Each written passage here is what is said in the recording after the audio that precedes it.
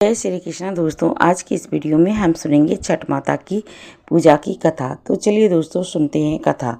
पौराणिक कथा के अनुसार राजा प्रियव्रत को कोई भी संतान नहीं थी। उनकी पत्नी मालिनी इस बात से काफ़ी दुखी रहती थी। विवाह के काफ़ी समय बाद भी उन्हें संतान का सुख प्राप्त नहीं हुआ। एक दिन वे कश्यप ऋषि के पास पहुँचे और अपने मन की प्रथा बताई।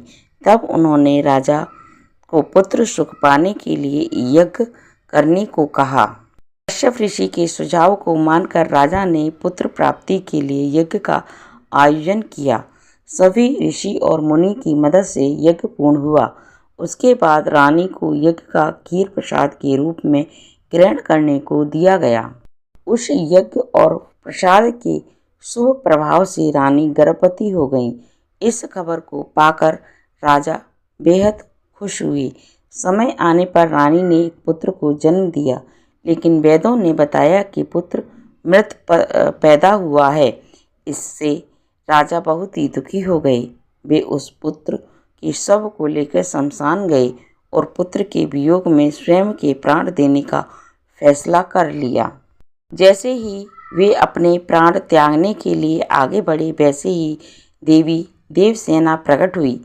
उन्होंने राजा को प्राण त्यागने से रोकने को कहा और कहा कि उनका नाम सृष्टि है। तुम देवी सृष्टि की पूजा करो और अपनी प्रजा को इसे के लिए प्रेरित करो। देवी सृष्टि की आज्ञा से राजा राजमहल में आ गए। फिर उन्होंने पुत्र प्राप्ति के उपदेश से कार्तिक शुक्ल अष्टमी तिथि को छठ पूजा के और व्रत रखा। छठी मैया की कृपा से उनको पुत्र रत्न की प्राप्ति हुई। उसके बाद से हर साल राजा के राज्य में छठ पूजा होने लगी। धार्मिक मान्यताओं के अनुसार यदि आप जिसे भी शुभ मनोकामना से छठ पूजा विधि विधान से करते हैं, वह छठी मैया की कृपा से पूर्ण होती है।